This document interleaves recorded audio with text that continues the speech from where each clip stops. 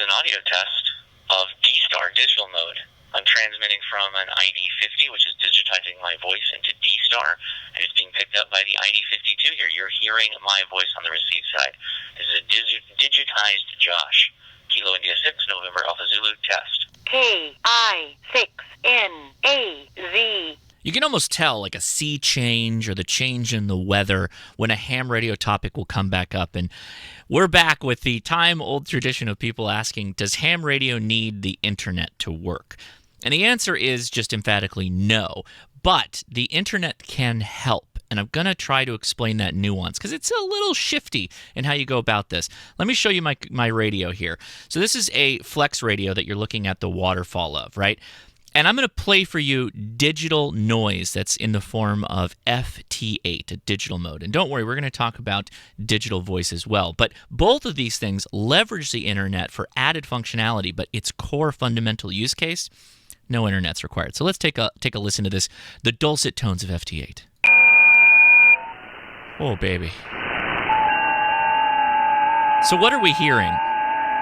A cacophony of noise, right? So now what this is that's literally people's radios. See these little stripes here? Those are people's radios that are transmitting that audio. And on the receiving end, it gets converted into a digital signal that then gets converted by the application into text. And it looks like this, the upper right-hand side of my screen. All those characters and numbers and all that stuff you see, those are the digitized characters, right? What happens after they're de-encoded from its digital expression. Now, there are a number of digital modes that amateur radio operators use, and we exchange data that way, right? Text messages, emails, files, images. There's a digital mode for just about everything you might want to transfer, and it's radio to radio, right? Peer to peer. Those numbers and stations and all that, see a little green, the CQ from WS4ASE, I'm hearing them. I'm hearing them transmit, right? Well, so where does the internet come involved? Well, right now, that's it. That's all you need. You can make a contact, you can exchange files, exchange data, that's it. But right behind me here, and you've probably seen this on my live streams, this is where I'm using the internet to collect all the reports that I've got from people that have heard me transmit. One of the handy things with the application I'm running, WSJTX, it's in the right-hand corner, is a little checkbox to say report audio signals that I get from other stations to the internet. And then those stations, if they have the internet, they can pull those recordings and they can display it in all kinds of fun different ways. I'm using this app called Grid Tracker. All those lines and the dots at the ends of those lines are stations that are hearing me. And if I zoom out a little bit, we can see where I'm getting into. I'm making it all the way to Africa right now. Right? So that's a really fun way to be able to use the internet to show how my antenna is doing. It's really, really valuable to have that capability in that case, right? Really, really helpful to do. But let's take this even further. Let's say I'm camping here and I have an email I want to send. And I want to use an application called Winlink, which will take my email, digitize it, right? So create a series of ones and zeros, and then send it over the RF to a listening station. Let's say they're 1,000 miles away and they pick up my email. Well, they do a fantastic service of then uploading it via the internet to the cloud, literally the internet cloud. And that could be to Gmail, it could be to whatever. So for instance, I could be emailing my wife over Gmail.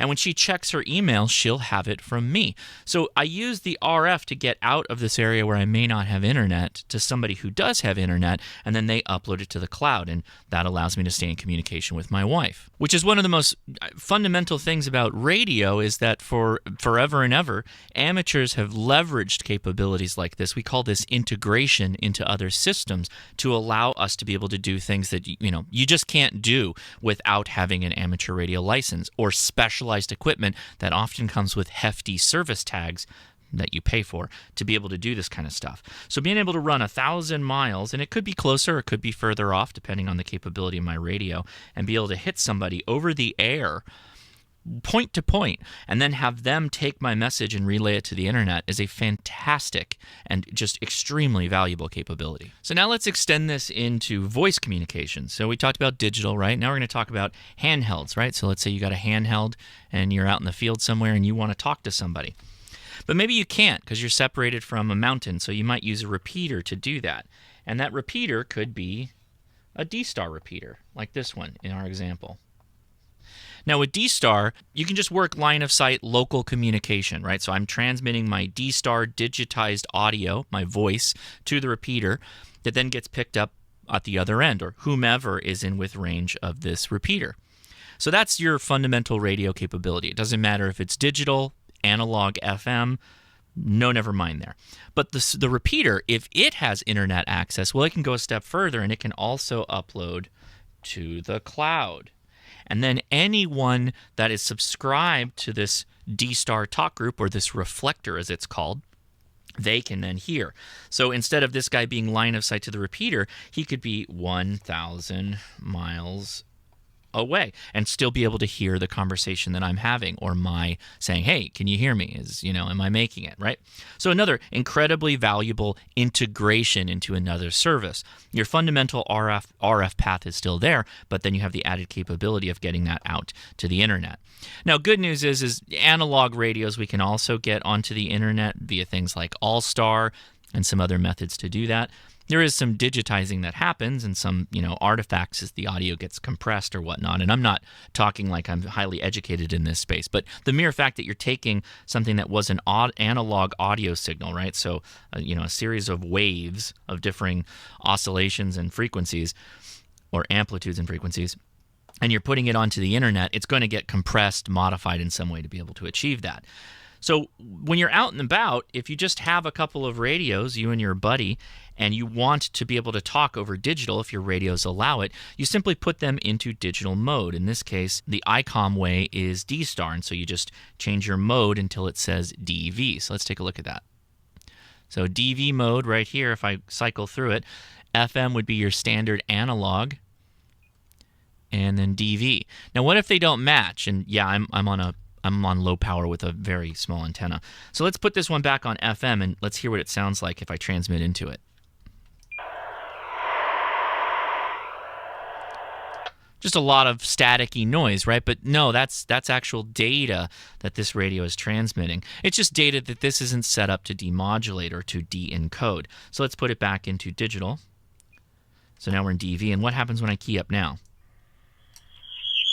Well, we get some interference. K-I-6-N-A-Z.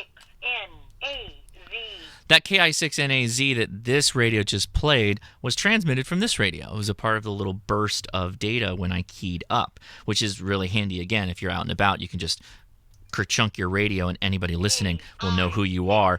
Also can see your location in a lot of cases. Now, when this topic comes up, it's almost always, I think, people that are like poo-pooing amateur radio, or they're trying to equate it with another service. Like, hey, my cell phone does that, and look, you're using the internet too, and look how much easier my phone is. I'm using a highly generalized example here.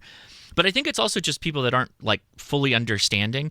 Maybe they're diehard analog repeater users, and this newfangled D-Star DMR Yaesu system fusion is like black magic and not real amateur radio.